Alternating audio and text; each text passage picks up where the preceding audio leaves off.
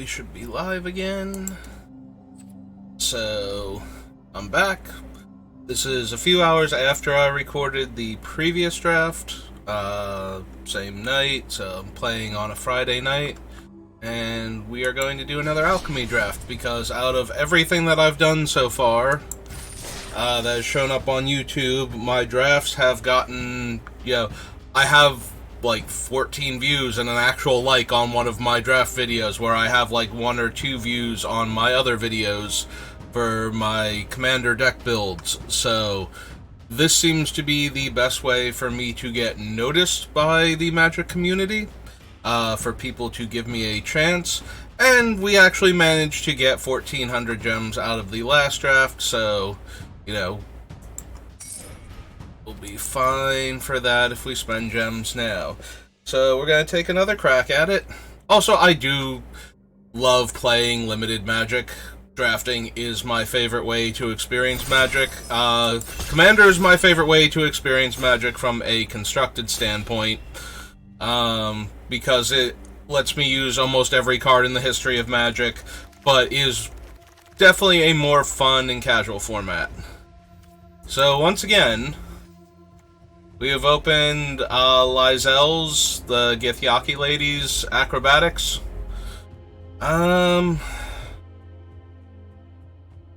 There are a couple decent creatures in this set to blink that we saw that I was not thinking of at the time. I forgot that we did get a reprint of Priest of Ancient Lore, for example. It's still a 4-mana spell, and we need a lot of creatures for this to be good, and honestly, I'm more inclined to take other cards in this set. I do like the Prowler a lot, but we keep opening it. It is a rare, and there are some fun things to blink, so sure, let's see if we can find those fun blinkable things. So, I have immediate regrets. While we did get a fun blinkable thing, this pack has Grim Bounty and Krydle and another Guildsworn Prowler in it, and all of those are cards that make me wish I had taken Guildsworn Prowler so that I could take probably Grim Bounty and try and wheel the other Prowler. We will take Grim Bounty. It is one of the best removal cards in the set, if not the best removal card in the set. There might be something I'm blanking on. But 4 mana, kill a creature or planeswalker and make a treasure. Ramps you for a turn, fixes your mana for a turn, gets the biggest, scariest threat off of the board. Would have been great if I were running black in my previous draft, right there at the end. Might have been able to take out a problematic card that showed up. So, you can check out my draft before this one, if you want to see what finally got me eliminated. Once you're done with this one. There's Krydle again. I do have a reasonably high opinion of Krydle. Unblockable threats, gaining life, scrying. The mill is not particularly relevant most of the time, but it can be if your opponent is also scrying, like during their turn to set up future turns draws with their card effects, and I just have a reasonably high opinion, I think, of Krydle. I think it's reasonable to have a high opinion of Krydle. I think he is a good enough... card.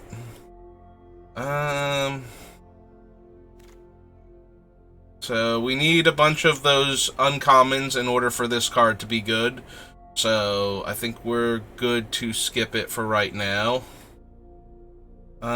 This guy is perpetual, so blinking him wouldn't help. I'm inclined to take the Soul Knife. Possibly the Dream Fracture is also good, but I think we'll take the Soul Knife as a creature we can make unblockable. So we have Sewer Plague as a decent removal spell. It will eventually kill the creature and keep it dead.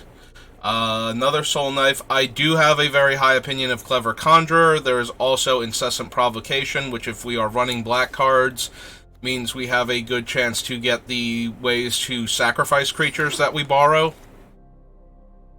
Okay, we have the Greenland.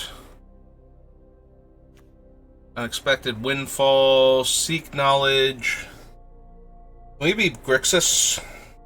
Like, we pack one, picked one this just to see, but then we did get, like, the owlbear. We could have taken the owlbear from that pack, but I do think I like Grim Bounty more than owlbear. If we took Unexpected Windfall, this would fix our mana for the blue card. The problem is that the red cards that we have access to are not particularly good. I'm going to take Seek New Knowledge after talking about Unexpected Windfall for a while, and then not actually taking it, because we need to take... If we're not going to take Windfall, we need to stay on topic from that pack, so...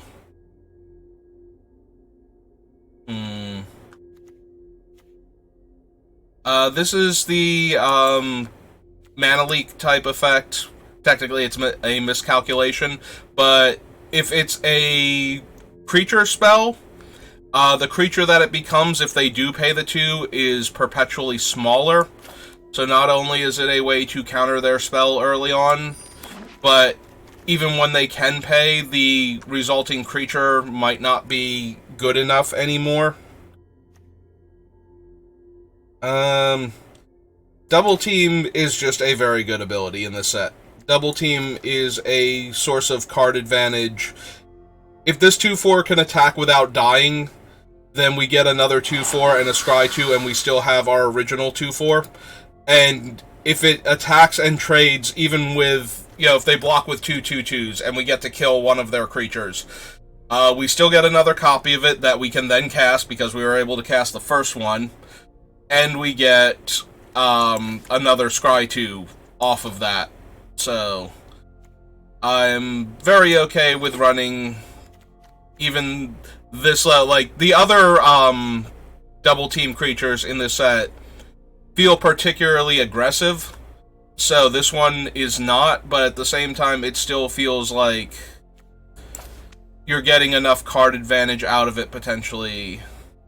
This is another creature, so when it becomes blocked by a creature, it gives a perpetual -2 power, so even if the thing kills it in combat, it's still losing that power. Also, it is a becomes block trigger, so if you attack with that, the creature blocking it has to have at least 3 power in order to kill it in combat. We have no fun options. I'm going to take the strongest card out of the pack. I'm going to take a card that is technically in our colors. We did wield the Incessant Provocation. That is not nothing. And we wield one of the Unexpected Windfalls. Uthgardt Fury. So this deals 4 damage when it comes into play, so it's a 3 mana, sorcery speed, 4 damage removal spell. It also stops damage from being removed specifically from opponents' creatures. So, this one... So, every time, as long as this thing doesn't get disenchanted, your opponent's creatures are shrinking toughness-wise every time they get into combat. We also have the Duplication, which is a clone, except that if you copy legendary creatures you control, the clone is not legendary, and also the Duplication gives flying to the creature regardless of what it is. So, I think that one's good enough. It goes with the things that we have already. We could literally make another Krydle if we wanted to, and we can do other stuff, because why shouldn't we be able to? I have a lot of card draw, and when I have a lot of card draw and card selection, I really like 1-for-1 removal, because you can spend it to kill a creature, and then you can draw more. If you're drawing more cards than your opponent, you will probably have more creatures and more creature kill than they can handle, as long as you have time to actually deploy all of the cards that you are drawing. So 1-for-1 removal is a very good way to actually have enough to kill their things.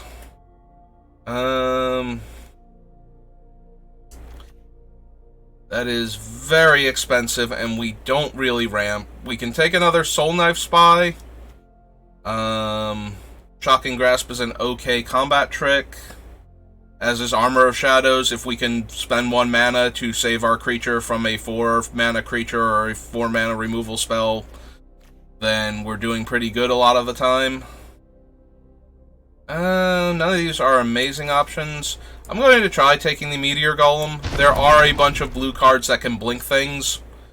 But we still need to be able to actually cast this thing. So the fact that we are not ramping particularly hard means that we might not run it anyway. Like, I don't want to spend 3 mana on this thing. I'd rather spend 3 mana on Dream Fracture. Get ahead, try and stay ahead. So, enters the battlefield. For each opponent, tap up to 1 target creature that player controls, and those creatures don't untap during their controller's next untap step. Or we can get another very efficient removal spell. And you know where my heart is at. Although, this could very easily be the correct play, because this can finish the opponents once we have removed all of their threats and have the ground tied up. And we are back to seeing a lot of red cards. And a couple blue ones. Alright. Let's take this creature in order to hold the ground early on.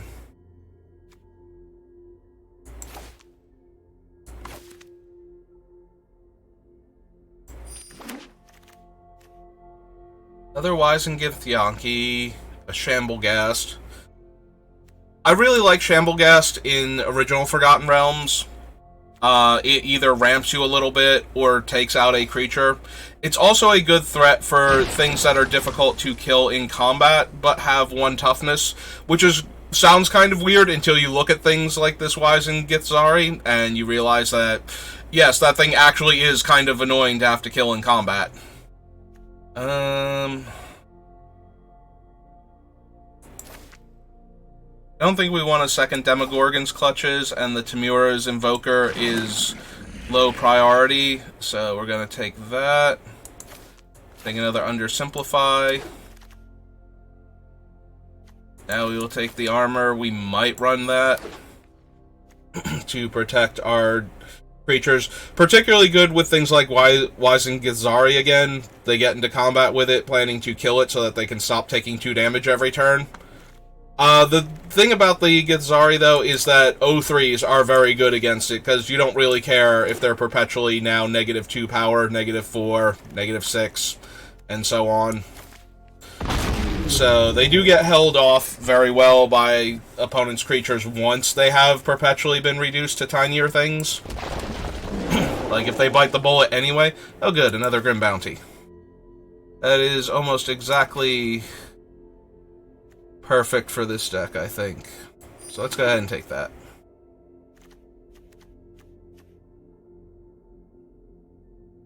Yeah, we're building a fairly decent control deck, I think.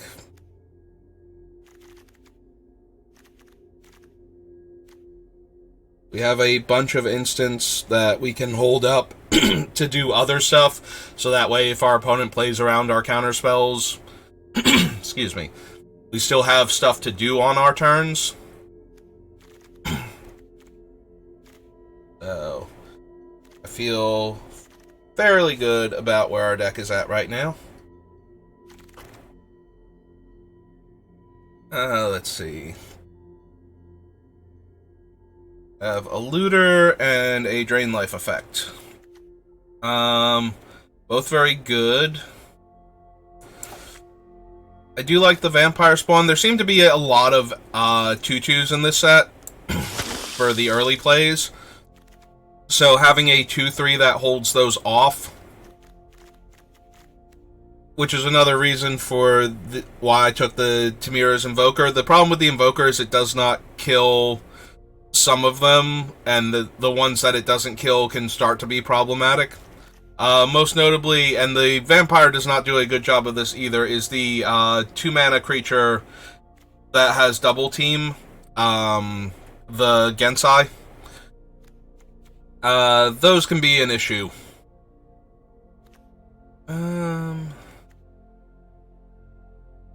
We have a lot of other perpetual power reducers. Don't know that we need another one.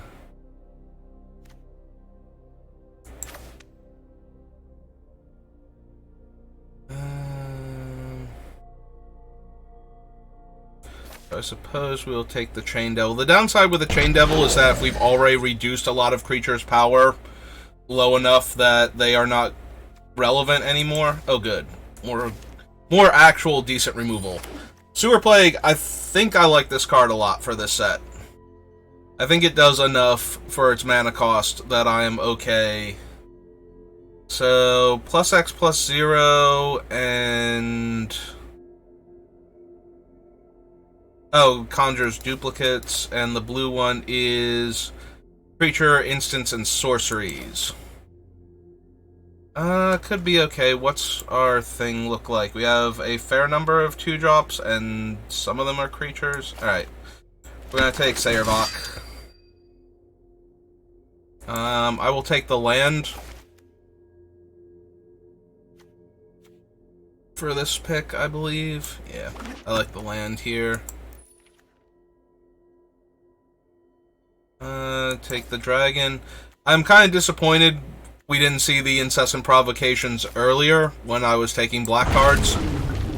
I do think that that particular deck plays very well, and now we're starting to see like more of the cards that would have made for a good either blue-black, either a good red-black or a good Grixis build. Like, now they're all wheeling too. Like, either nobody's in red or one person is in red, and they are very, very happy with how this draft is going.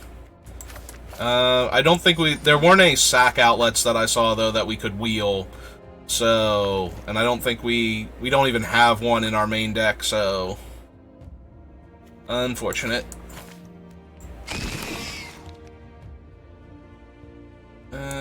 Find the villain's lair. I don't think we need 2 of those. We already have Dream Fracture also.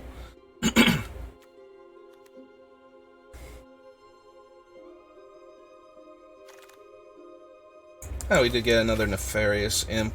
Did we get the first one, or is that the same one that we didn't take before?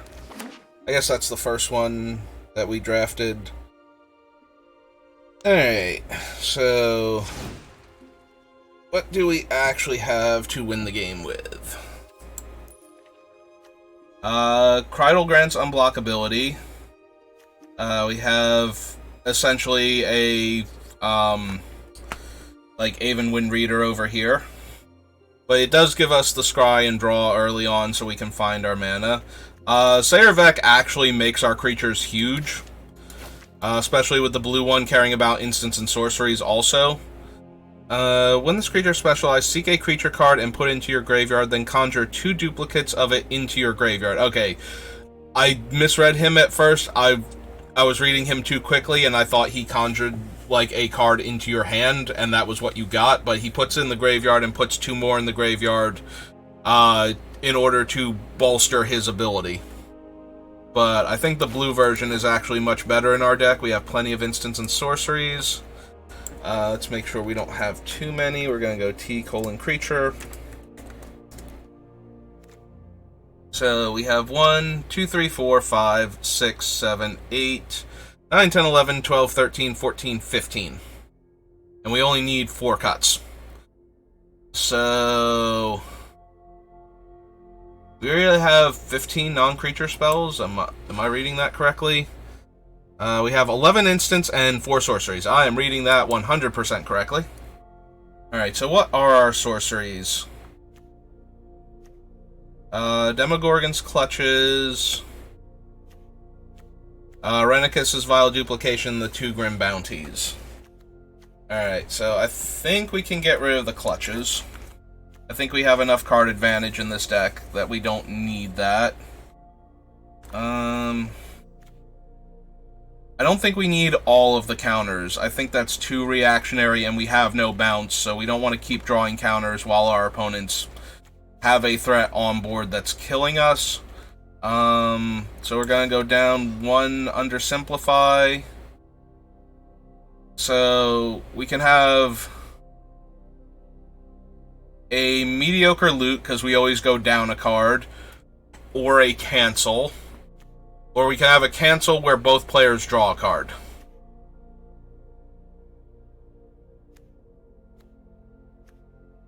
So, Dream Fracture is not actually as bad as it looks, and I've run it in formats back when it was legal to do so, in, what was it, Lorwyn block, where they did a Lorwyn Shadowmoor block constructed for the PTQ season back then. But that was primarily because the primary counterspell in most people's 5-color control decks was Cryptic Command. So if you could cast a counterspell before 4 mana, it tended to catch players off guard. And the spells that they would try to resolve before you got to Cryptic Command mana were usually pretty impressive, you know, things that you wanted to get down before your opponent could possibly counterspell, so that way you could try and kill them, so that way they might have to use Cryptic Command to bounce your thing end of turn, instead of, you know, actually countering your spell and drawing a card and whatnot. So Dream Fracture would catch people off guard. I don't know that we need it. You Find the Villain's Lair might just be better for our deck. We want to keep Contact Other Plane. I think we want to keep Seek New Knowledge also. So that brings us back up to our creature spells. Is there anything...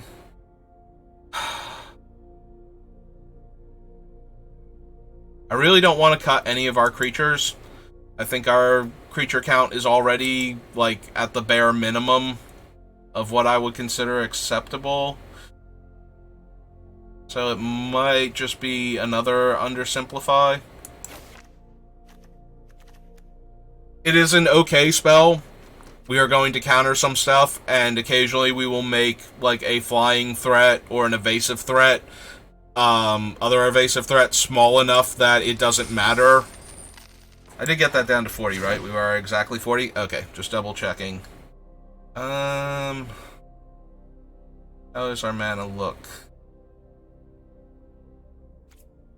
We have 1 double blue.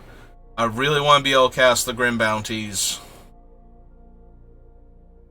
Okay, we're going to leave it like that, even though that is a little questionable for the double blue requirement, and the fact that some of our early creatures are blue, like more of them are blue, I think, than black. But our early removal spells are all black, and we need double black for the Grim Bounties, so...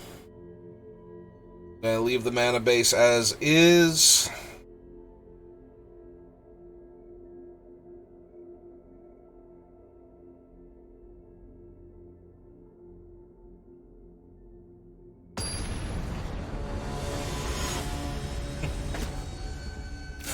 Alright, first round opponent.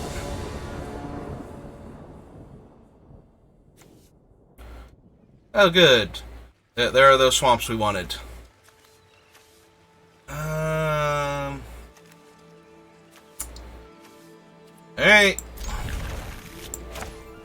We do need to actually draw a land, though. Preferably an island. In the first 3 draw steps. Alright. I've said hello to you, and instead we drew our other Grim Bounty.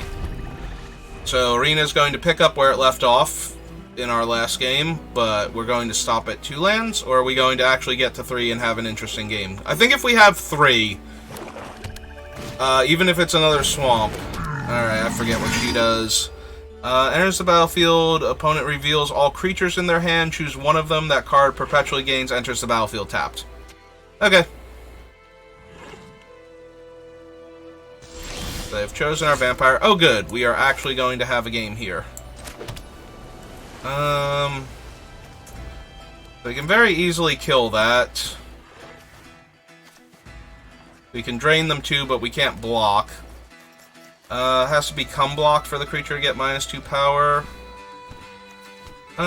Let's just be mana efficient. We will cast out the vampire spawn. They get to attack us. And then we are holding up the vampire spawn after that. Okay.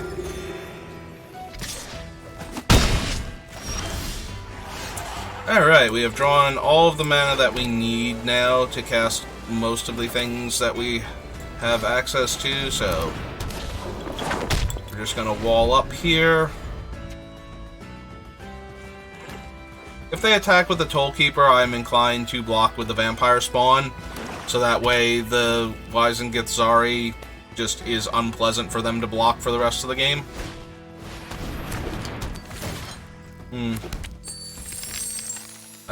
Creature has to have power 3 or less, so they're going to equip it to the 3/1. That's fine. You can very easily kill that. Alright, we drew our blue gate.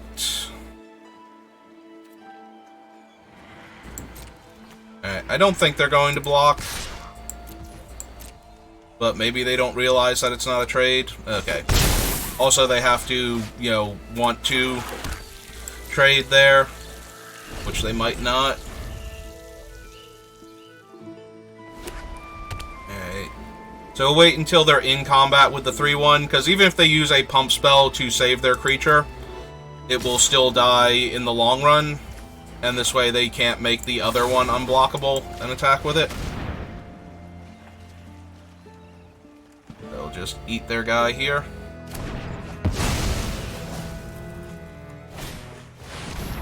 Now they cast a much larger and more threatening creature, which we have Grim Bounty for. So we have 5, this is 6 mana. This will get us to 7 mana now. Just go ahead and kill that. Ooh. Well, we still get our treasure. So we will not bother attacking.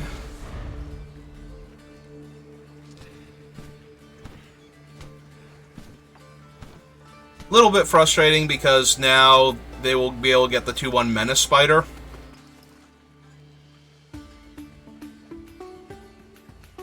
If we don't double block the Drider here. So we might actually double block the Drider here, which is kind of annoying because we haven't gotten any of our card draw besides the blue land. Oh, they're going to take away our ability to double block.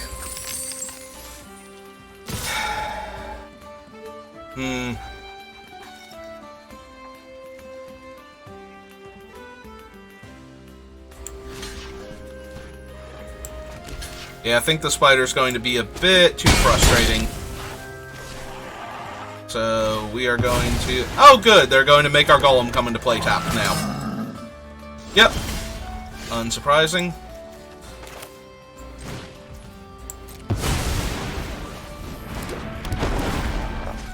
Alright, we will kill the Drider.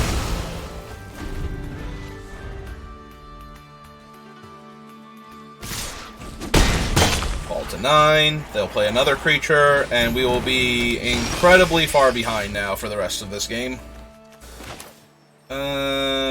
That leaves us 1 mana short of Servok, so... Also, notably, when we kill the Hooked Horror for the first time, it's just going to... Yeah, this Hooked Horror is going to tear us apart because of that stupid artifact. It's very bad.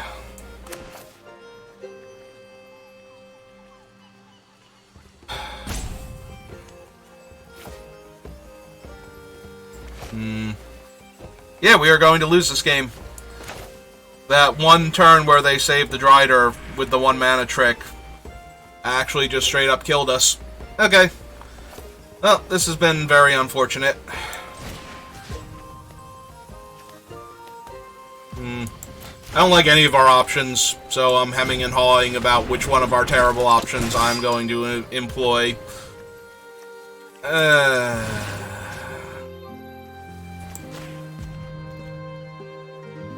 Yeah, all of our options are terrible. That Hooked Horror is going to be unblockable, and it will not die until it's died 3 times, so...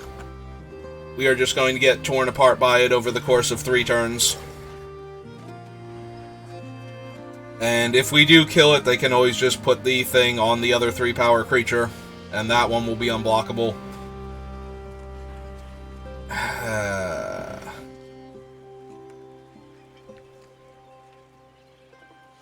I don't know, maybe I played this game too poorly and just put myself in a bad position. Oh good, our guy is a treasure. We have no Wrath, the creature is going to be unblockable, I think we can just concede here. Like, we will not be able to get rid of that hooked horror. Even if we kill it, it comes back as a 2/2 and still is unblockable with the Thieves' Tools, even if we wipe the board. So we would get chewed to pieces by it with our current life total and the cards we had to work with. So, yeah. I mean, the problem is that the 3/3 would come into play tap, so it's not like we could destroy the Thieves' Tools and block. It was, if they had not played the, whatever her name is, the, half-orc lady that lets you force the creature to come into play tap perpetually the second time. What we could have done is attempted to destroy the Thieves' Tools and then try to block and trade with the Drider. And if that had worked, we would have been fine. And the primary reason to do that is so that we don't run into the situation we ran into, where suddenly they can just attack us to death with a 3-power unblockable creature that can die 3 times before it's dead. So... Alright, we'll play out our early blocker.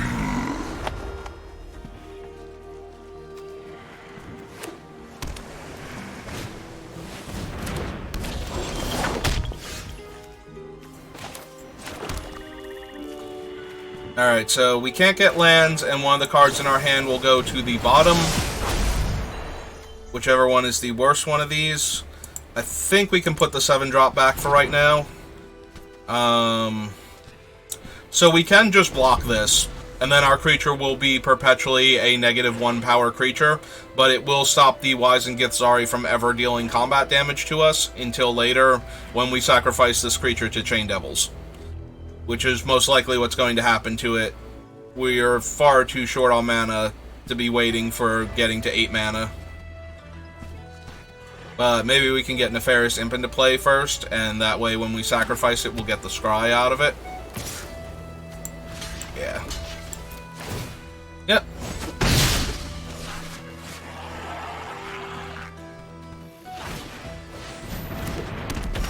Alright, 2/2 lifelink. We have failed to draw a 4th land.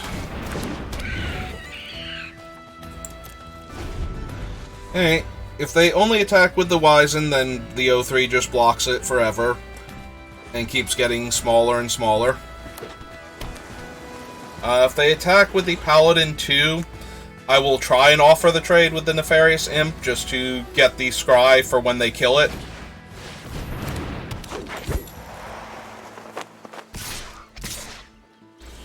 Alright, so we will block here, and we will trade to try and scry for our 4th land.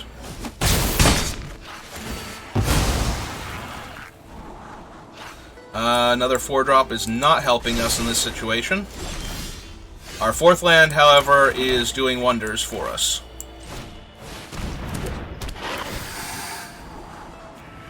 That gives us our 5th land. Do we need the 2/3 on this board? If we got the 2/3, we would only be holding up 1 mana if we don't draw the swamp first. I think we can do better, so we're going to put that to the bottom. I do want to draw more land, though. We'll continue passing the turn. So we'll draw the swamp. If they don't do anything to the librarians, we will probably attack with it here in order to get another librarians and another scry.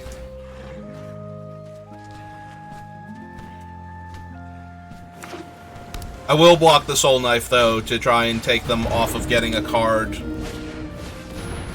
Oh, well, we can no longer block the Soul Knife with that one.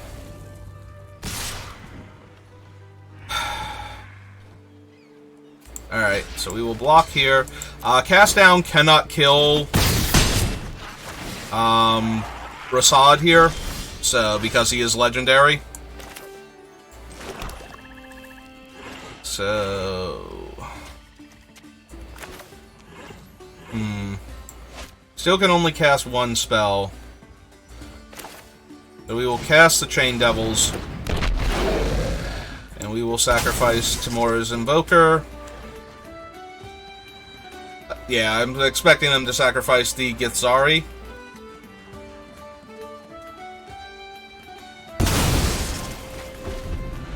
He specializes for 5. Specializes, he turns the creature underneath him into a 1/1 with no abilities. If he dies, they get... Oh. Oh, wow, they just killed our guy. So now they're going to get to draw another card. After scrying to make sure they wanted that card. Wow, we are just getting wrecked. Our blue-black control deck is not controlling anything right now. That is very disheartening. Oh, they're going to turn their Lapis into a 3/3 creature? Sure. With flying. I did not notice he gave flying to the homunculus. Okay. Alright.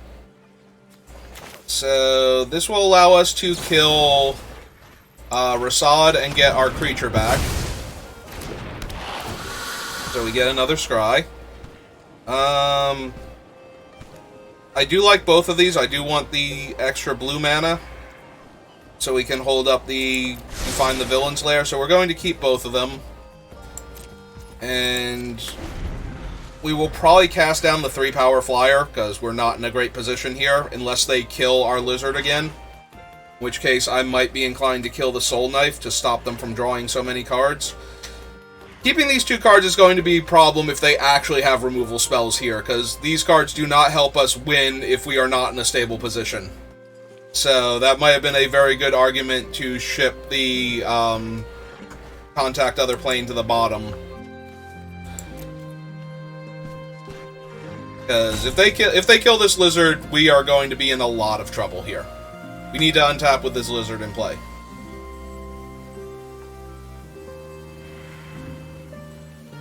That might be the best chance we have to win the game, however. But it feels very unlikely that they have nothing here. Ah. Alright, so if they only attack with the 3/3, we will cast it down.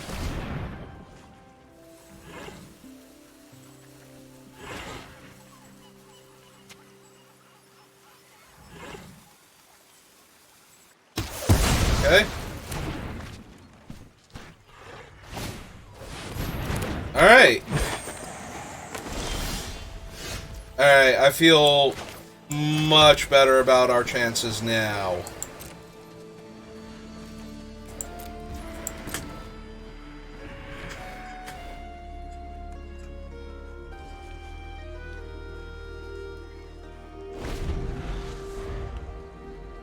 So, notably, they can attack with both Soul Knives and trade one of them for a card. Draws a card and discards a card. Her modes are... And she gets counters. Remove all the study counters. Look at that many cards from your library. Put one in your hand and the rest on the bottom. And it's a 4/3 looter.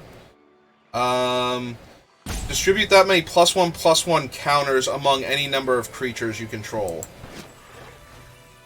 The white one is way more concerning. I think we will counter Vol. The white one seems like a way we could easily lose this game if they manage to resolve it.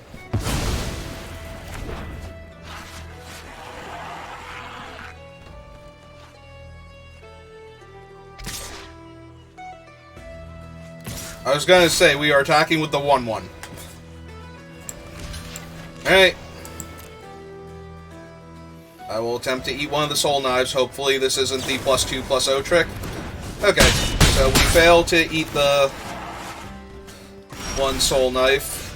So this thing still has double team, so now we will attack with it and get our other copy. Go to damage. And cast this one out and get another scry. I don't think we need more land right now. The problem is that we still can't double spell. Like, we might have to cast Contact Other... Oh, good, now they're going to lock down our 2/4. We just have been getting shredded by everything our opponents have been doing these games. Like, at no point in time have they been in the slightest danger of losing this game. They have drawn multiple extra cards. One of our creatures is locked down. We can kill the 4/3 with the card that we are drawing, but then we are dead on board to their remaining threats, including that Kenku, who is a 1/1. So, yeah. This went very poorly. This is a very bad deck for this format, it feels like. Alright. What can we do? Can we do anything different? Did we draft anything different? Let's go take a look at our pile. So, this deck seems like it is not doing anything that we need to actually have a chance of winning this game. So, how do we fix that? Can we fix that? I do think I want this. I want a cheap interactive spell that I can cast that will stop my opponent from getting ahead. We can't stop the exile effects, but maybe if we stop them from murdering our stuff. Alright, we're going to pull the Meteor Golem and bring in Hooked Horror because we can cast it a lot sooner, and it will stabilize us a tiny bit better since it can trade and then come back, or just chump block and come back to buy us more time. But I don't think we quite have enough. But yeah, this deck has underperformed way worse than I thought it would. Like, infinitely worse than I thought it would from what the cards look like they would do. So we're going to make the adjustments from the cards that we have to work with. And we are going to take one last stab at this, but this looks like our 0-3.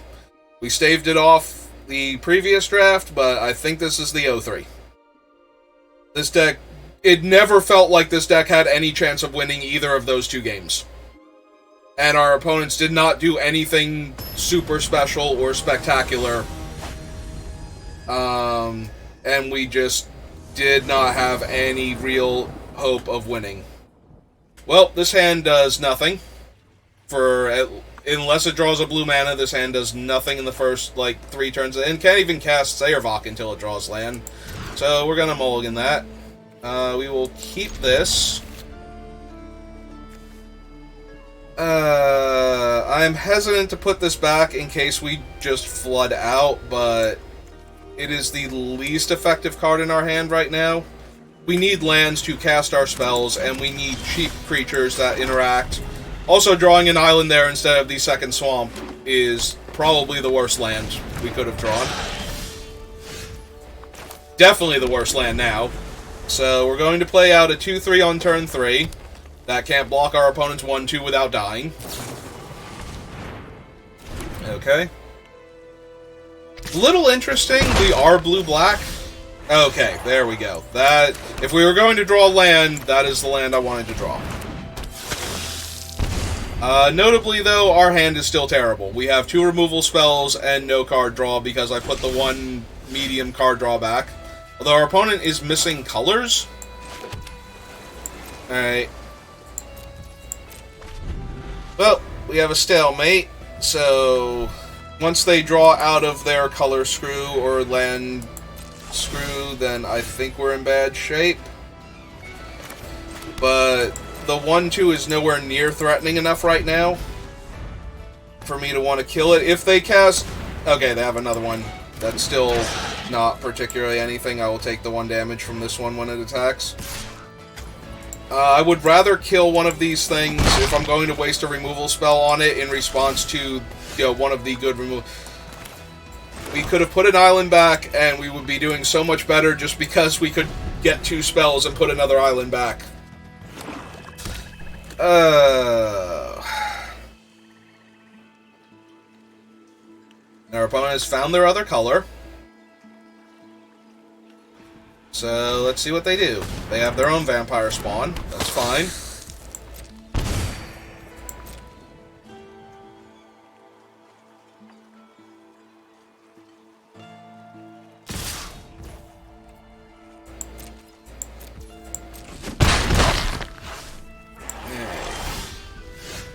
Ah, there we go. There's a Shambleghast. That can trade with their Death Touch creature. One of them anyway. And the vampire spawns just bounce harmlessly off of each other until they get a way to pump theirs. Assuming they have one.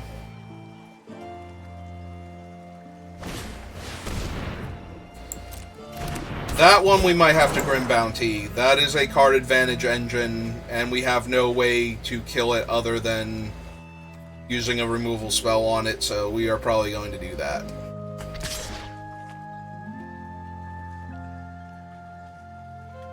They are holding up 1 black, so this could very easily be that Armor of Shadows again. Well, as I said, we are going to block the Basilisk and kill it in combat with the trigger from the Dying Shamblegast. Okay. So that happened almost immediately, which implies to me that they don't have Armor of Shadows in their hand, so we were going to kill this anyway, but we are definitely killing it now. And we will pass the turn.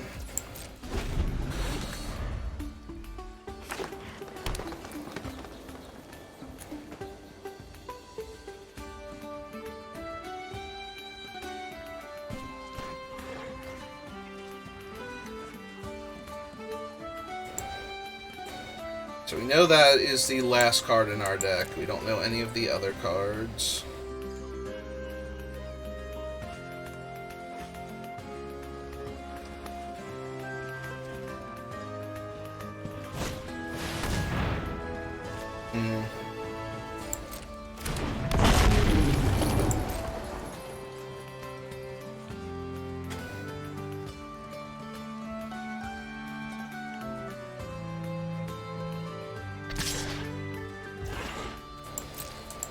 Take 1 damage from that.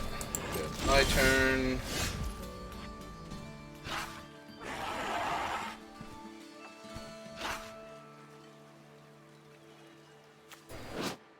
Six, 6, and the black one is a 5/5, and it does give out Menace, and we cannot cast it down, and Grim Bounty is a sorcery, and these two will not kill it. At that time. Alright.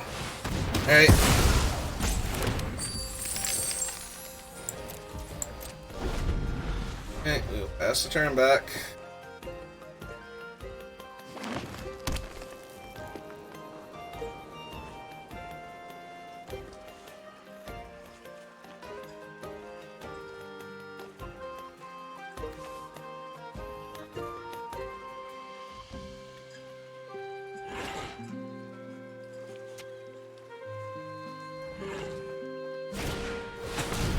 Oh good, they have another one of her.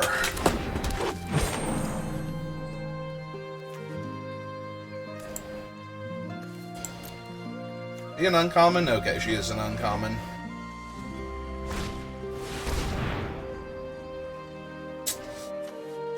Unfortunate.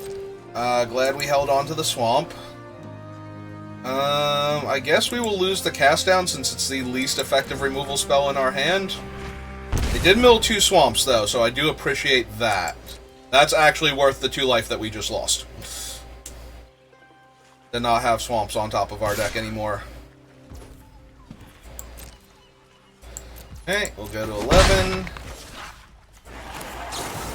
And we will kill their card advantage engine slowly. Oh, it will actually die in time. I did not realize it was going to die in time. I actually feel a bit better about that now. So, now they don't get to attack with it once, even as a, like, -1 power creature. That, however, they are under no pressure and they just got 3 fresh cards.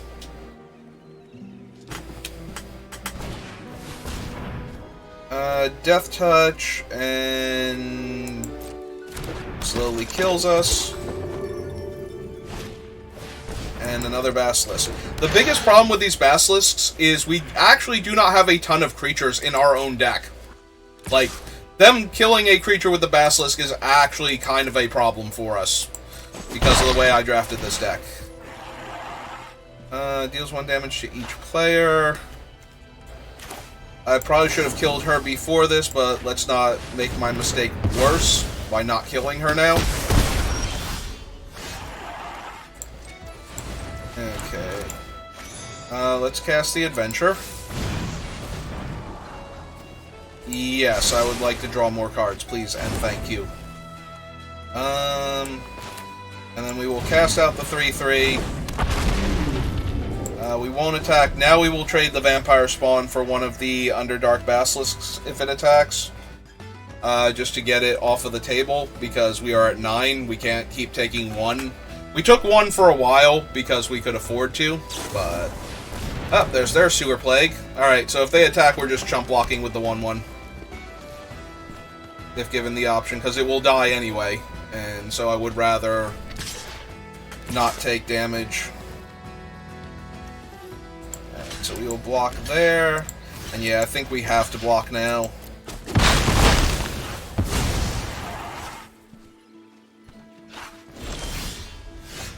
Okay, that is actually a very good draw, because that will hold off both of their creatures for the time being. And we can also sacrifice it to the Chain Devils and have it come back again, so... And we're still technically holding up Contact Other Plane right now.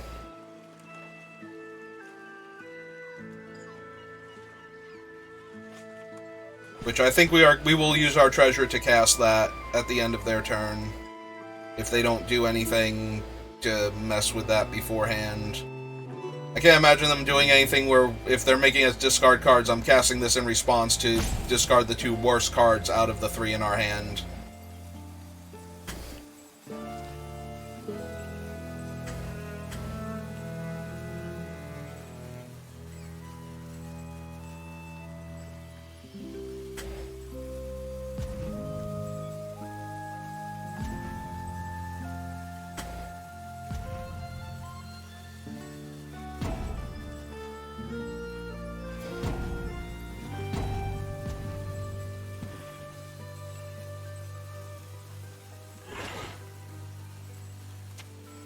Are they thinking about downgrading it now and attacking with their 2/3? Is that what this thought process...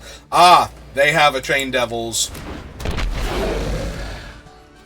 So, we have to sacrifice Hooktar, which will then come back. Alright?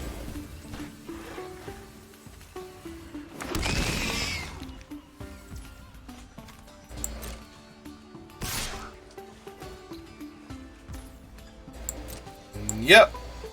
We will take the 2 here.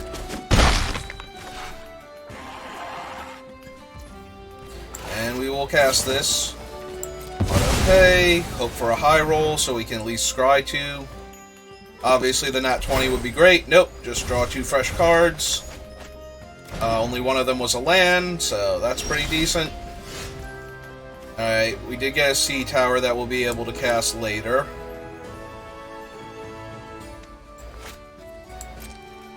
Alright, let's attack for 2. They're going to take it, of course, but we're going to sacrifice the Hooked Horror to the Chain Devil anyway, so we might as well attack for 2 first. I can't imagine them blocking with the 4/2 here. Yep.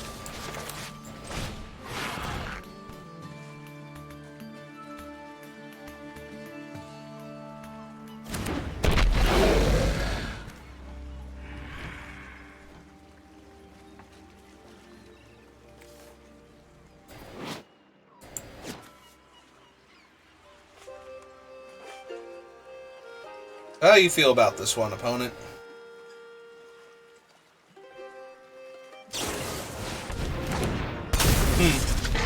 Okay. Are they sacrificing the Manticore? Okay, they are leaving the Manticore in play. Because they're planning on killing us in the air. We will play out the Gith as an additional creature that can kill the Chain Devil in combat.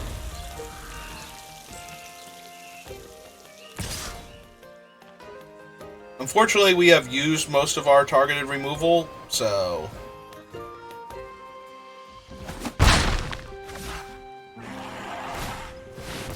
Oh, good, they have a Drider.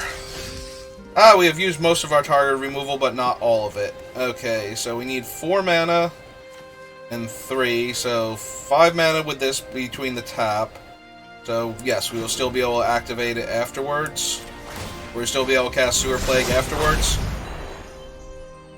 Okay. We want to keep the island for Sayervok. I think.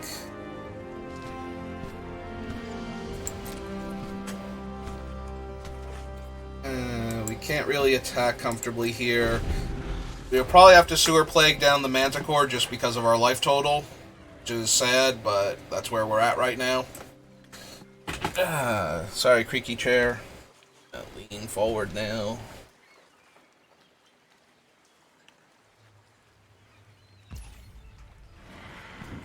Let them attack, see what they attack with. Okay, so they are just going to try and bank on the Drider. So we will Plague down the Manticore. I mean, they're attacking with the Manticore, not the Drider, but the Drider is going to hold back, try to hold back our board. So we are holding up the counter spell if we cast him out. So we're going to do that. He's for 3. So we will target the Hooked Horror and attack with it, because we are comfortable trading this 1/1 for any of their creatures right now.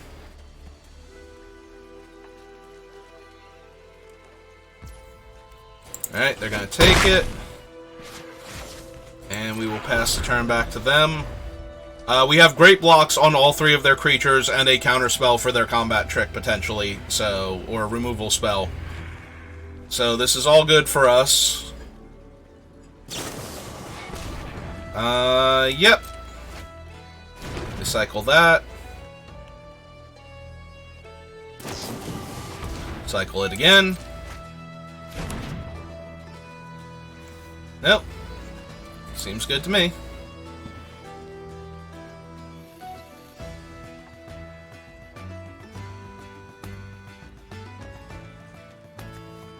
So, notably, this Hooked Horror is going to be huge when we flip Serevok into a blue creature by discarding this island. Ooh! This is going to be good for us, because they obviously drew something. So, we are going to get to blow them out in combat and have a giant creature afterwards. So, we're going to go to blocks. 2-1 on the 4-2, 4-2 on the 4-3, 3-3 on the 2-3, and then we counter their spell. And I think we basically win. Or they have given up? Question mark? Ah, they're going to try and kill Serevok here. No thank you, opponent. Your schemes have been foiled. And now we activate Serevok. Choose the blue mode. Discard an island. Yeah. Plus 13 power. Sounds legit to me. Hey, we won a game. With the Hooked Horror that we put in our deck in place of the much more expensive Meteor Golem. That would not have been good enough there, I don't think. I mean, we can go back and look at where I was on that board state and see if Meteor Golem might have been good enough. But I have to believe that because we would, how many times we had already lost the Hooked Horror, that the Hooked Horror was just better there. I might have, like, I knew Hooked Horror was decent, but the first time I played with him, he seemed underwhelming. This time, he actually won a game where I wouldn't have won if I had played the ostensibly better creature. So,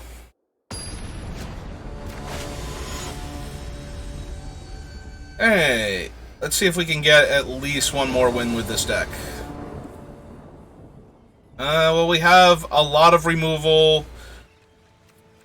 I always want Seek New Knowledge to be decent, but it never quite is.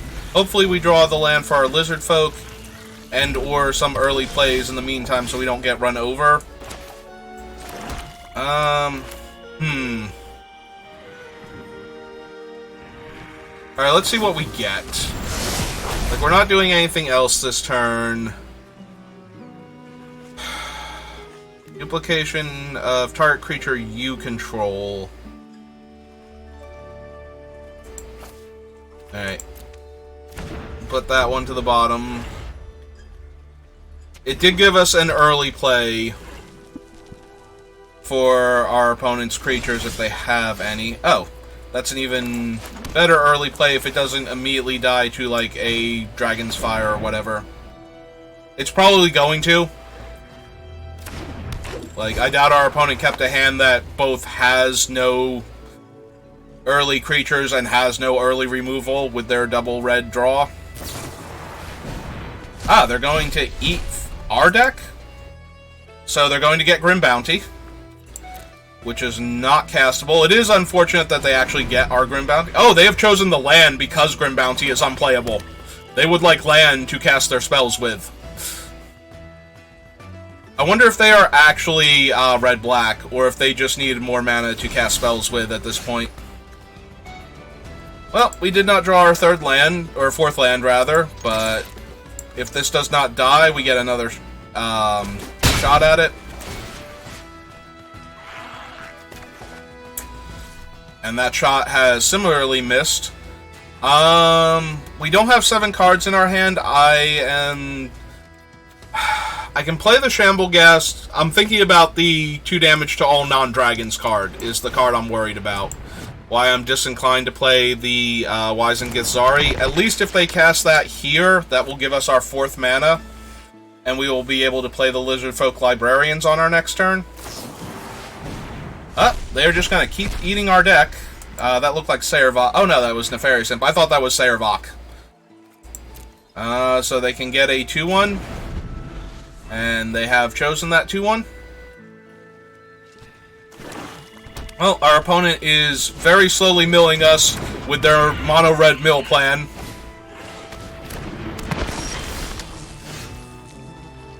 Alright, 4th land here was very good, because now we get to Chain Devils and kill both of their creatures.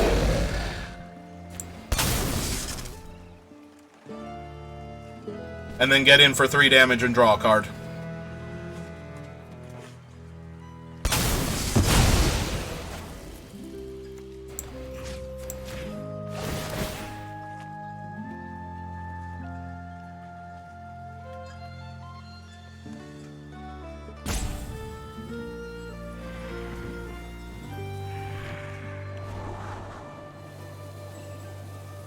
They chose not to make a treasure here.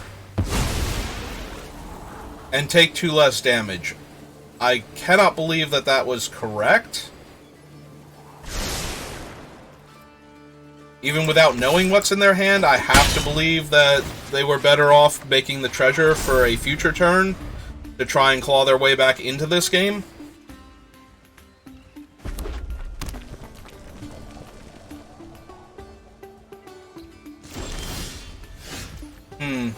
Well, now we have up counterspell magic, so we're just going to crack in for 7 and try and 2-turn clock them.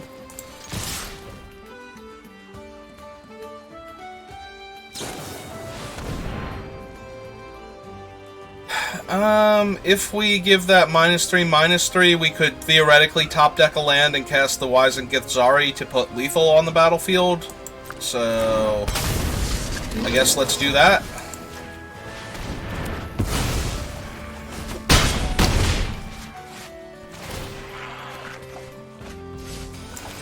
Alright. Opponent, you are currently dead on board, and I have 2 different removal spells in my hand, and I will have a counter spell active on my turn. So you have to do something here that is not just creatures to block with. Alright, they are stealing my potential answers, and they got Sayrvok, who is a creature. That is not what they need here, but that might be their only option. And if they tap out to cast him, we just get to win. Yep, okay. So we will Grim Bounty Sayrvok down. And attack them for lethal. Okay.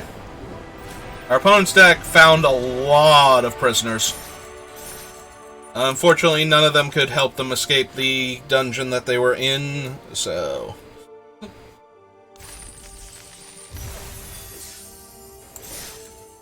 Alright, couple adjustments to the deck, and we have a slightly better win rate than I thought we were going to have. And by slightly better, I mean we are actually at 50% right now. Dare I hope that we get a 3rd win before we pick up our 3rd loss? I mean, I can hope for it, doesn't mean it will happen. We do have Krydle, so we are going to keep the hand that lets us cast Krydle, and then possibly get the Scry and Draw from the Young Red Dragon. Or young blue dragon, rather. Sorry, I saw a mountain and my brain immediately went, young red dragon!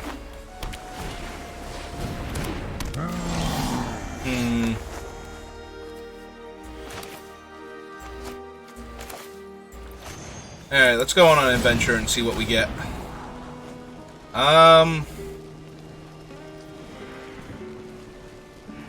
You know what?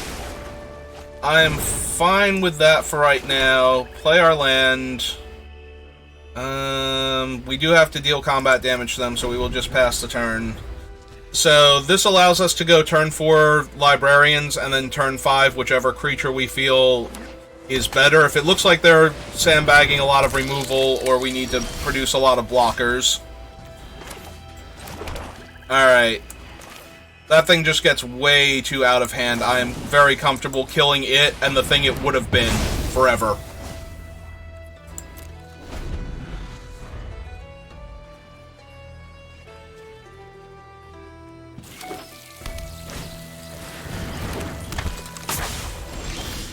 Okay.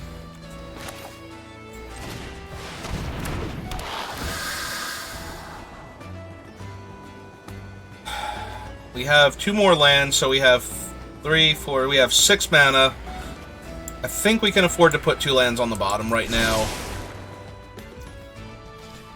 And then play out another island, and no attacks this turn. It's 8 mana to draw 2 cards with that, so we do have to consider that later on. Like, they are getting to loot a lot right now. So if they get to the point where they get up to 8 mana because they are churning through their deck fast enough, we might get into a situation where we need to kill a 1/3 to stop them from, because we're not killing them fast enough to kill them before the card advantage kicks in. That could mean I want to attack with Krydle, like make Krydle unblockable and attack with both of my creatures now.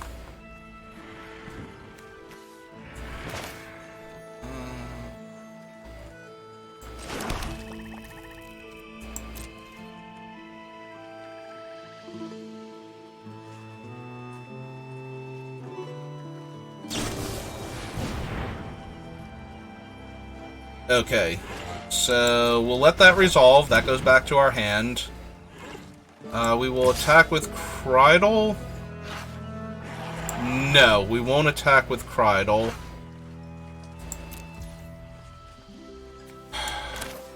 I am concerned that they have a counterspell, like they did this so that way they could discover the villain's lair or dream fracture. So we will cast this out and we will undersimplify their counterspell if they had it. Okay. I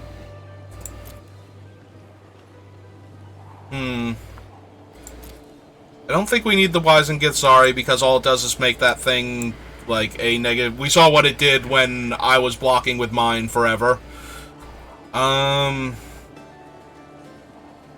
of me wants the Armor of Shadows just to protect Krydle, because Krydle seems like our win con here.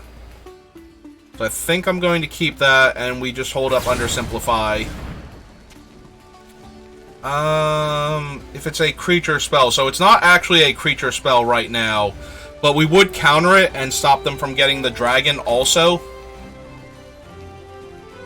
I think that's okay here. I'll need the dragon trading, and they might actually have a splash color in their deck. Like, they could have a Krydle, or one of the, I mean, the other thing, the ones that flip wouldn't matter, like the guys like this one, because you just need the land or a spell of that color. Alright, they're gonna lock down our lizard folk to stop us from getting the card advantage that generates otherwise. Alright, we're gonna start attacking with Krydle now. And getting the card advantage from that.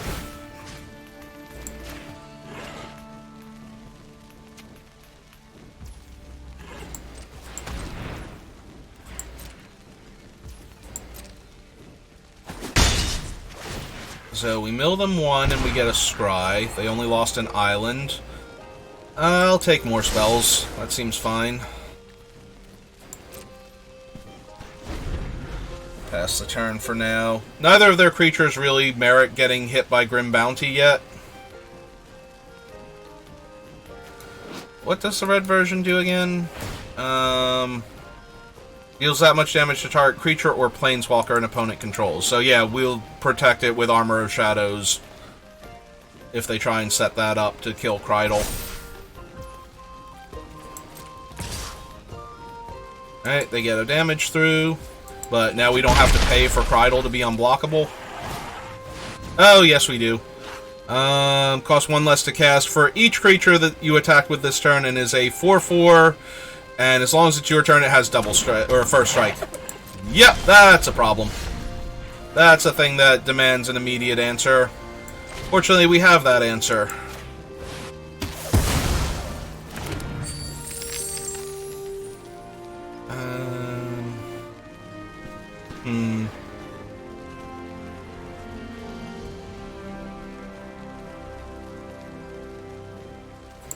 Yeah, I think we'll attack with Krydle again. We won't bother paying because they have no blockers. So we'll drain them back to life. We'll scry a land to the bottom. We milled Kaleem Djinn Emperor. That's probably a good one for them to not have when they're on 5 mana out of the 6 that they need to cast him. Also, they could cycle him for his effect. And, which is better than normal. So, yeah, no, I'm really glad to see Kaleem go away. How much does he cost? 5 mana? Or she? Probably she. Could be. I'm going with she until I find their Twitter profile and figure out what their pronouns are.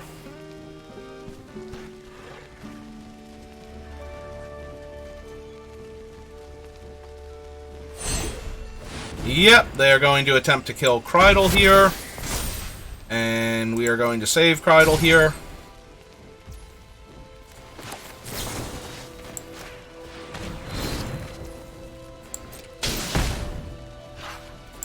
And they can now attack us for 1 if they want to. Thank you. I appreciate the compliment. Alright, let's seek knowledge and see what we get.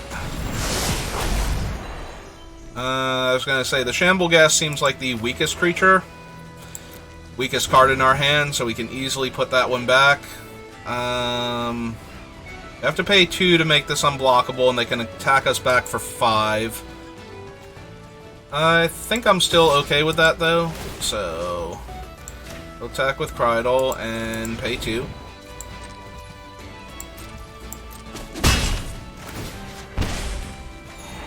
They lost a gnome. We have a 2/1. I think we put the 2/1 to the bottom. And pass the turn. Holding up cast down for a non-legendary creature that they might want to cast. Ray of Frost. So we can still make our other creatures unblockable, but yeah, that will shut down Krydle for a bit. And they play another looter. And they can attack us for 5 here, but that's okay because we have a decent life buffer. Krydle.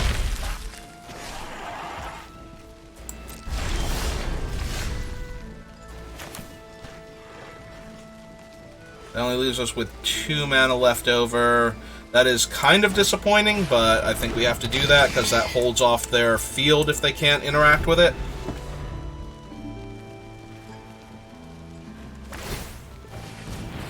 And draw and discard. They are down to 16 cards, so they have plenty of time still to kill us. Technically an evasive threat, but not one that's going to get through anytime soon.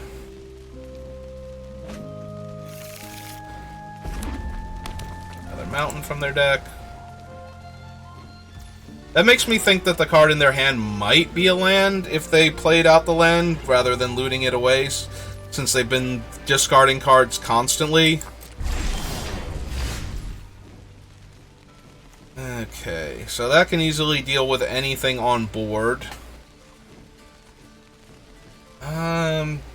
Do we want to attack then? Or do we want to cast out our dragon? It also, like, the only other option... They did get priority for a second, so it's not a land. Unless they have... they do have access to her ability, so... It could be that's what held priority there. Alright, let's get the dragon online then.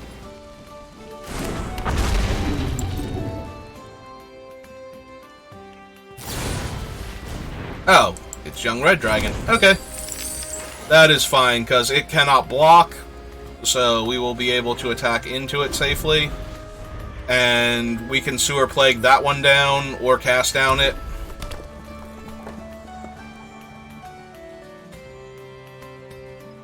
Gonna activate their gate now.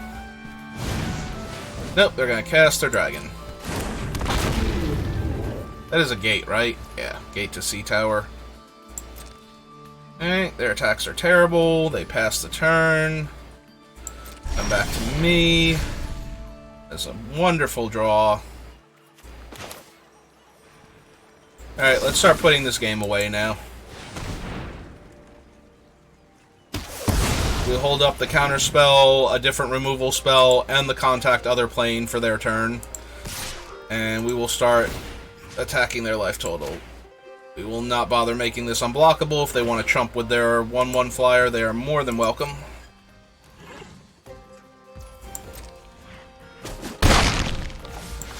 We will pass the turn back to them.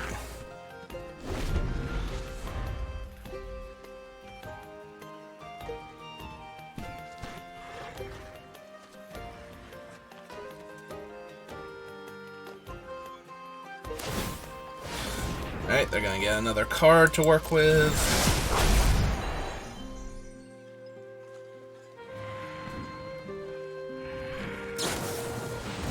Oh good, we get to save our dragon now from their removal spell.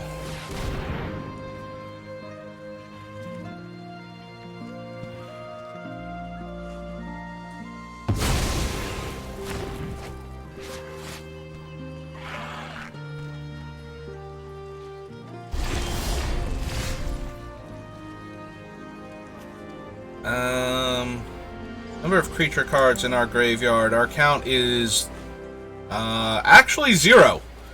Okay, so that 0 is for his creature count. Neat. Yeah, I'm getting to it. Calm down. I'll kill you.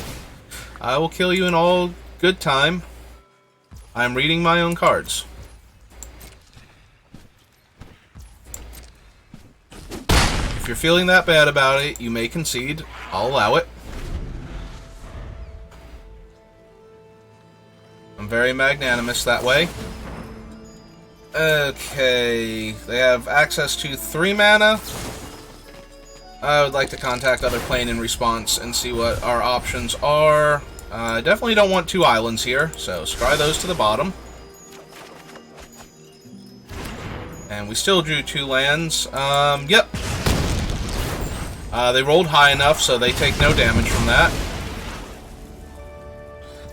Will they attack us for 1? Probably. I have to imagine they will.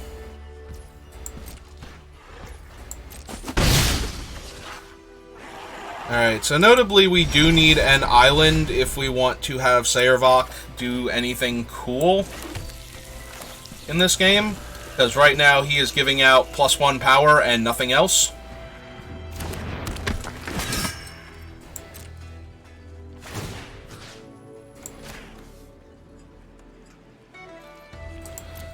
We can make him unblockable with Krydle.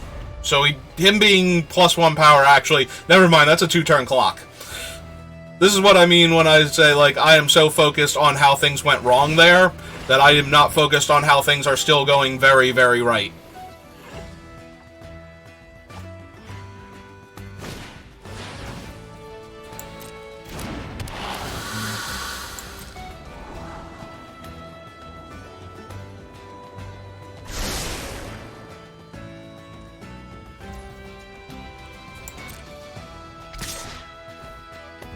So we take 1 here. So if we want them to not get another copy of this, we have to Sewer Plague it now.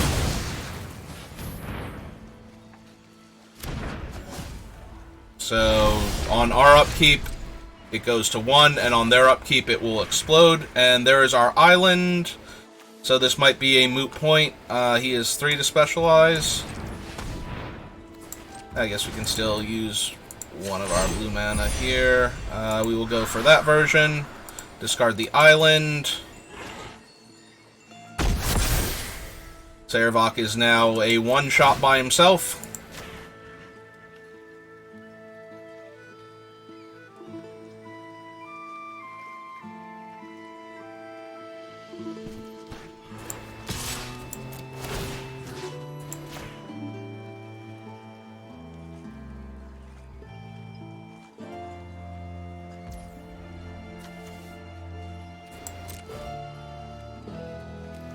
So is the oops for you or me?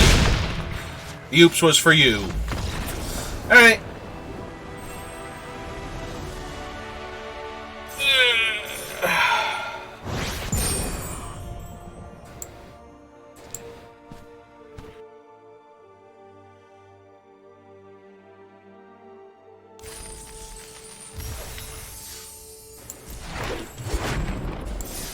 Alright. We made it to 3 wins, excuse me. A little parched. Makes the tongue a little swollen. Got caught in my teeth, almost bit my tongue there. Fumbled over my words. Well, we made it to 3 wins. Let's see what else we can do with this deck. If this deck makes it to 4 wins, I've already said I consider that good enough. Like, 4 wins is good enough just for what you get back. So you spend 100 gems, but you get the rest of your gems back, you get the fun of playing Magic, and you get, you don't get to keep a good hand here because it is a swamp short easily and then still needs some help. So we'll mulligan that.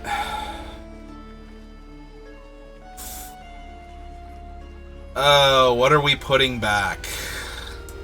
The Sewer Plague? I guess it's the Sewer Plague. So you get the cards that you drafted, you get packs to open, you're only down 100 gems, and you got the actual fun of playing a game of Magic the Gathering for a while. Like, I consider all of that enough upside to be worth going down 100 gems in your inventory. Yep. Oh, good. We can very comfortably play that right now. If we had to draw a land that wasn't a swamp, I am so glad we drew that one instead of a basic island. So yeah, if we get to 4 wins, then we did good. Especially how we started off. Like, how it started off versus how it's going. How it's going is way, way better than how it started. So, even if we get stuck at 3 wins, we rallied pretty hard for how badly we were doing. I forget what this does. Enters the battlefield. Enchanted creature planeswalker you don't control. Enters the battlefield, conjure a card named Soldiers of the Watch onto the battlefield. Enchanted permanent can't attack or block, and its activated abilities can't be activated, and this thing is the double team creature. Neat. Okay. So, that's a thing that just happened. So, how do we recover from this? Our options are Shamblegast or Sewer Plague to kill both copies of the 2-1. Unfortunately, we did not draw a second swamp yet. I think we need to kill both copies of that. Otherwise, we're going to have to kill both copies of that with the Shamblegast, which makes playing the Shamblegast kind of awkward this turn anyway. So for using up the most amount of mana, I think we will kill that one. But that is still an extra card that they got from casting this thing. So we are in a bad spot here. We cannot get lands with that. They're going to get to hit us for 5. Alright, we're going to cast this and probably cast down the 5-3 now.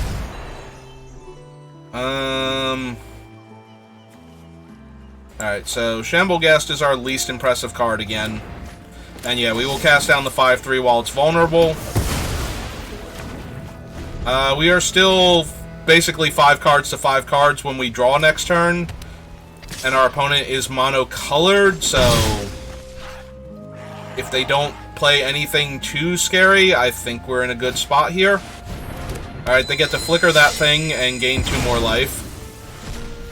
But if we draw an untapped land here, especially a swamp, I really like where we're at. Okay, there's our swamp, so there's our Hooked Horror.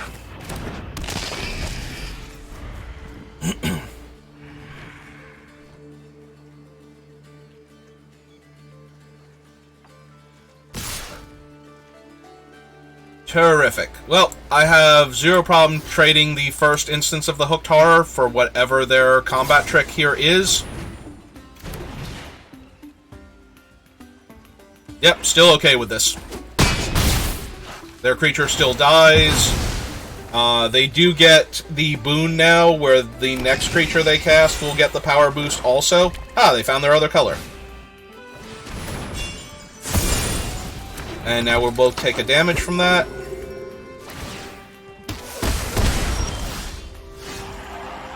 But that's okay, because she is very easy to Grim Bounty away.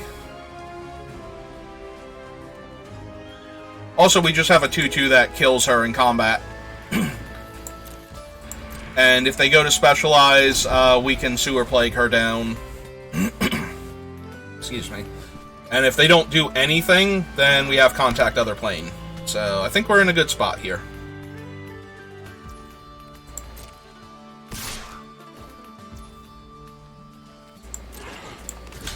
Sure. Once again, I will trade this creature for your cool combat trick. What you got? Is this a Manticore? Because I have no problem with my guy becoming a 1-1. If that's the best you can do. Beginning of your end step, if a permanent you control left the battlefield this turn, makes a 1-1 Pegasus creature token with flying. And is a 3-3 flyer itself. That thing is probably worth killing with the Sewer Plague right now. So, yeah.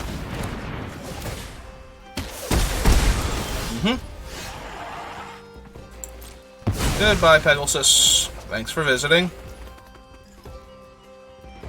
So they are down to 1 card in hand. We Grim Bounty, we have 2 mana left over. But we also stop her from special. Although she can't specialize until I'm at 13 life, right? Okay, so let's cast the Lizard Folks out first. Get our Scry on. 1, 2, 3, 4, 5. If we need more, we will probably get more land with all the extra draw effects that we have right now in hand, so I don't want to flood out.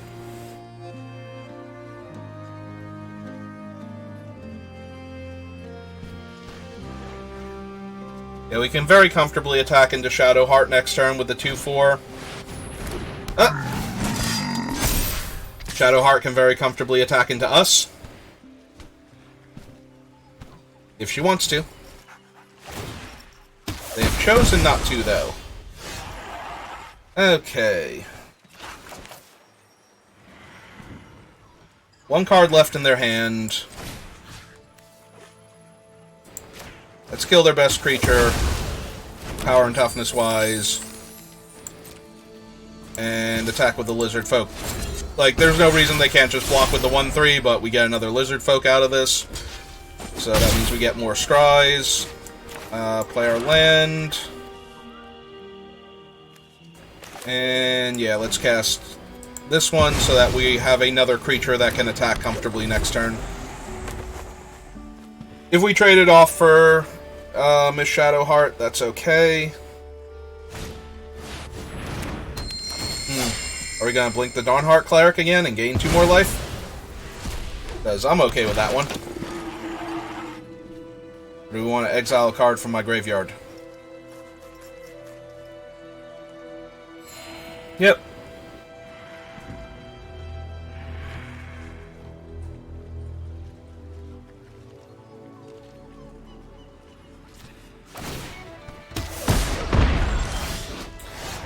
Beginning of your end step deals 1 damage to each player and is a 4/4 Death Touch lifelink.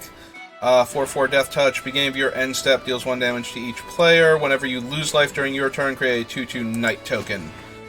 So, notably, she's going to be a huge problem in the very near future now that we've let her go this far.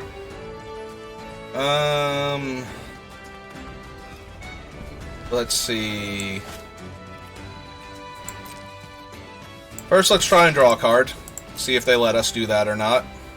Or if they trade their 3/3 for it. Okay. So, 3/3 down.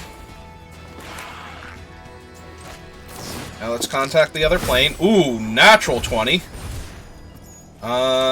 Don't need any of these yet, so... But we definitely want to draw him before the swamp. So...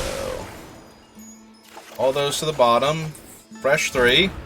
And now we get to kill Shadowheart before she gets to untap and be awesome. Alright.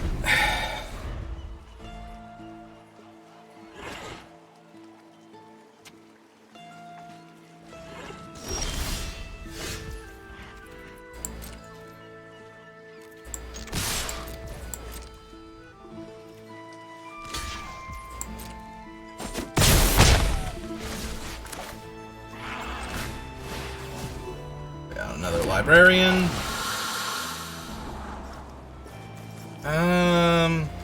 Don't think either of these are exactly where we want to be at right now. Got better stuff we could draw. Another island and pass turn.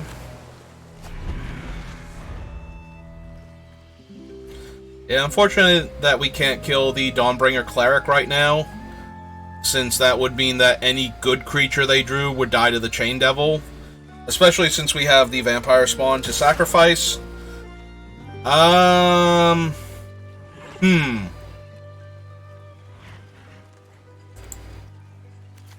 This thing only gives +2/+0.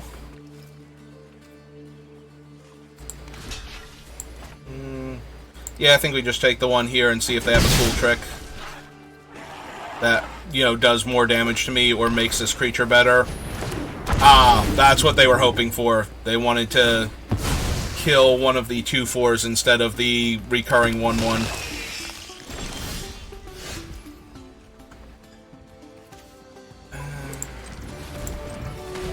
Alright, let's go on an adventure, see what we find.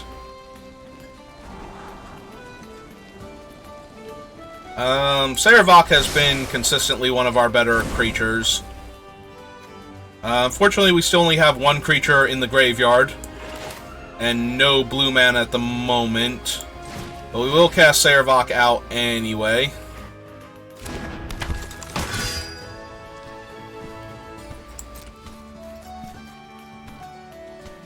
Yeah, they're going to take a good look at Sarevok. And notice that we only have one creature in the graveyard. But they might also notice how many instants and sorceries if Sarevok goes unchecked and we get an island into our hand.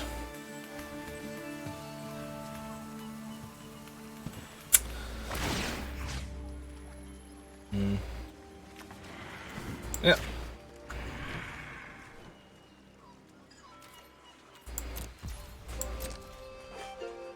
We do have a 3-turn air clock against us, though, with that Black Dragon, so we're going to need to do something soon to counteract it. Alright, that's not helping much.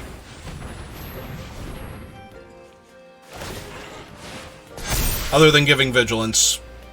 That is true, that leaves their 5/5 back to block, also. Alright, that's fine. Alright, so let's go 1, 2, activate Sarevok. Choose the blue mode. Discard the island.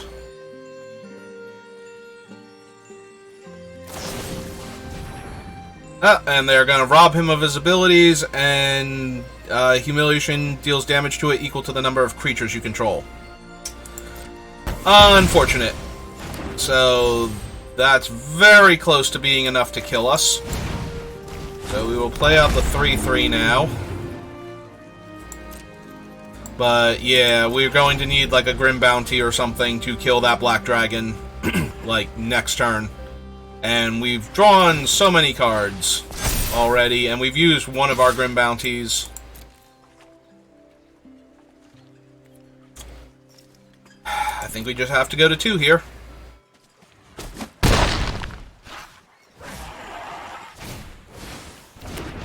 Double team, and what does it do? Taps creatures? Disciple attacks, tap target creature, defending player control. So that might just kill us next turn on top of that. So we are going to draw 2 cards, and then discard 2 cards. Oh, too little, too late with Krydle. So we will discard that. They're just going to tap our dragon because we have no removal spells for the Hammers of Moradin.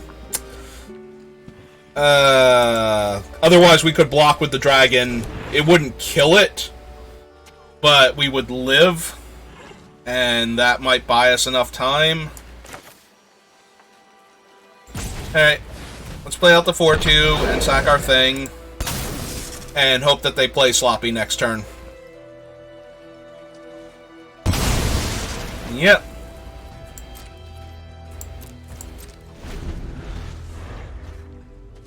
I don't think that they're going to. I think they're going to attack with the hammers and the black dragon and just win this game by tapping the young blue dragon.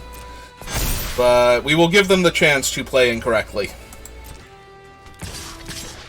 Yep. Unsurprisingly, they have chosen the modes that win them the game. So, yep, we're good to concede now. Well, at least that game I felt like we could win, despite the fact that our opponent is at 18. Like, that game felt very winnable. And we did draw a ton of cards, so it's not like we got super unlucky to not win that game. We had to draw through our entire deck. There might have been a moment earlier where I killed a creature I didn't 100% need to, so I might have even misplayed that particular game, but considering how very poorly that draft started, I think that was a particularly good draft to show how to course correct even afterwards. Like, after the draft is done, we got our first Ancient Silver Dragon. I did pass this in one of my other drafts. So, I mentioned rolling a 20 and losing the game because you can't kill your opponent fast enough to win the game if you draw 20 cards. Because if you mill somebody 20 cards in a game of Magic, it's very hard to win the game fast enough to not deck if you have lost actual half of your deck and you're not winning by a ton to begin with. So the dragon can overdraw you if you roll too high. It's also an 8-mana 8/8, so getting to the point where you can cast this, where you're not so far behind that the giant flying body actually stabilizes you, is also not a great thing. So I did kind of down-talk the Ancient Silver Dragon, and people might disagree with that, because it is a 8-power flying creature that can draw you a ton of cards. Which all sounds great, but I don't think is particularly good and limited. I will run that thing in Commander, though. Just you watch me. Eventually I'm going to build a blue Commander, but for right now I am focusing on the Beamtown Bullies. So that was our draft. I am Saber. You can find me both on twitch.tv and YouTube at SBR_BLD. So you can either watch my drafts as I do them live. I do put the chat into emote only mode at the moment because my setup does not allow me to see my chat while I'm doing the draft. So I only have the one screen to work with, and that one screen is currently full of Magic related stuff. So I can't see if anybody wanders in and starts acting up, and I'm way too new to have moderators who are over there watching chat right now. But if you enjoy what I'm doing and you want to check out any of my other stuff, I also build Commander decks. I've been working on the Beamtown Bullies, When I say building the commander decks, I mean we are going through every single Magic set, picking out any cards that I think will play well in the deck that I'm working on. We're building 2 versions, one that is super focused on murdering the opponent with the cards that we put into play under their control. Like, it is very much about making the game miserable for the opponent that we choose to give stuff to. The other one is more political. It is willing to put creatures into play that are slightly beneficial for the opponents, and then encourage them to attack each other, because the thing we are giving away is goated. So we're going to build 2 versions of the deck, and possibly account for a 3rd version when we go through all of the insanely expensive cards that I've put into the deck, because I have every card ever printed, and I like to build my decks with whatever cards I think will be fun to play with, and not worry about the fact that they are insanely expensive. But nobody else has that, really. You know, there are a few players out there, but they're even less likely to be watching my videos than other players. So we will look at budget options to replace things that, you know, reasonably cannot be acquired. But if any of that sounds like anything that's interesting to you, feel free to stop by either my channel here on Twitch or YouTube and check my videos out. I've just started doing this. It's been about a month now since I started this, and, you know, considering that nobody knows who I am and I am brand new to this, I am surprised at the minor positive you know, encounters that have happened. You know, I got my first like on one of my draft videos. I had people stop by in chat to just talk about Magic instead of, you know, trying to sell me more views or to be a jerk to me. And so that has been a very pleasant experience, and a very positive, you know, makes me think that maybe down the road this could be a thing. But in the meantime, I'm just doing it for fun, so feel free to stop by and check out my stuff. And thanks for watching this video. I greatly appreciate it. And I will see you next time. So let's go into OBS, and we're done.